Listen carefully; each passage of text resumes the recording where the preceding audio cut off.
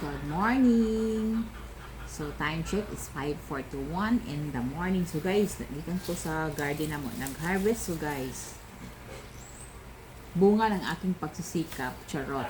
Okay, guys, bila guys, fresh from the farm, dili guys, among gamay nga garden. Hindi, nakalaswan ako ron, di ba? So, nakipatola, talong, okra. So, karon guys, maglaswa ta. So, laswa mo na tawag sa among sa Ilonggo din.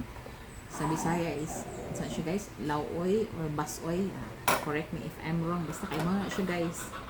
Maglaswa ko karon nga buntag. Mas ganan mo gudi guys mag-utan guys morning kaysa kana bitang lunch. Mas mo prefer ni sa morning. So, nana ko yung mga kalabasa. Namang pinabilin din nga dutya sa ako isagol. So, karon mag-start na taan yung himas-himas. Himay-himay dahil. Himas na noon. Ha! Himay-himay, aning malunggay.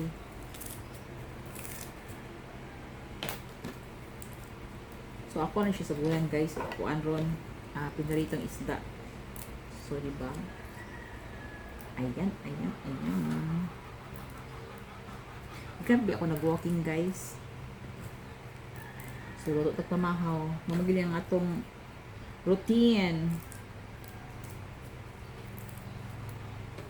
Ating laswa. Guys, may itong laswa ron guys.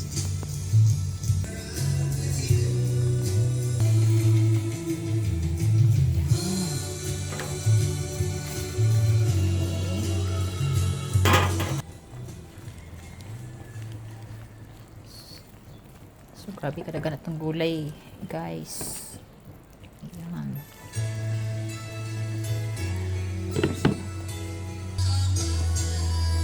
Ayan.